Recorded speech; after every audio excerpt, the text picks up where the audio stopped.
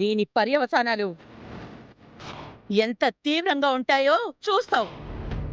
అమ్మగారు, మీరు అడుగుతున్న దానికి నేను సమాధానం చెప్తున్నాను. చామంతి, నన్ను రెచ్చగొడుతున్నావు.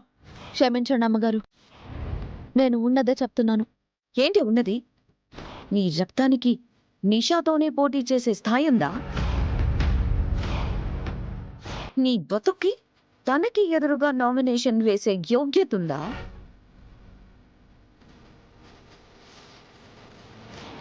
నువ్వు నేలవైతే నిషా శిఖరమే.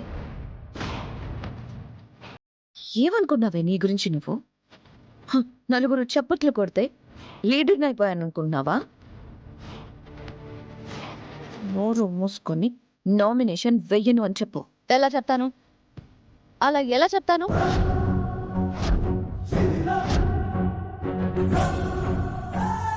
ఏంటే ఇంత మొండిగా తయారయ్యావు? మీ నాన్నని విడిపించుకోవడానికి లాయర్ చదువుతున్నాను అని చెప్పి మధ్యలో ఈ రాజకీయాలేంటే? నిషా వాళ్ల నాన్నగాని తెలిస్తే, ఆయన తలుచుకుంటే నీ పని ఏమవుతుందో తెలుసా? అమ్మగారు, ఆ సార్ ఎలక్షన్స్ లో నిలబడకుండానే గెలవలేదు కదా. నేను నిలబడుతుంటే ఆయనేమంటారు? ఏయ్, మా డాడీని నీతో కలిపేసుకుని మాట్లాడతావేంటే? నీ స్టేటస్ కి తగ్గట్టు మాట్లాడు. అరే, చెప్తున్నా మళ్ళీ అదే అంటారు. మీరు అడిగిన దానికి వినయంగానే సమాధానం చెప్తున్నాను అమ్మగారు. మీరు అడిగేది అలా ఉంది, అందుకే నేను చెప్పేది మీకు అలా వినిపిస్తుంది. చామంతి, తెలివిగా మాట్లాడుతున్నానని అనుకోకు.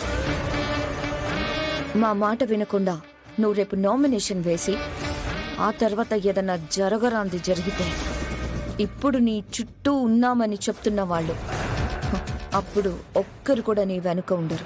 నేను వాళ్ళ ముందుండాలి అని అనుకున్నాను. నా వెనకాల ఎవరో ఉండాలని నేను కోరుకోవట్లేదు. ఒసేయ్, మాట విన్నావో అర్థమవుతుంది. ఇప్పుడే చెప్తున్నాను, విను. నువ్వు తప్పకుండా దెబ్బతింటావు.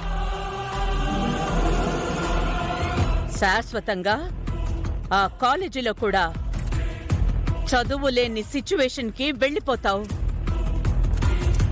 నీ బ్రతుకు అంధకారం అయిపోతుంది. ఇదే జరుగుతుంది.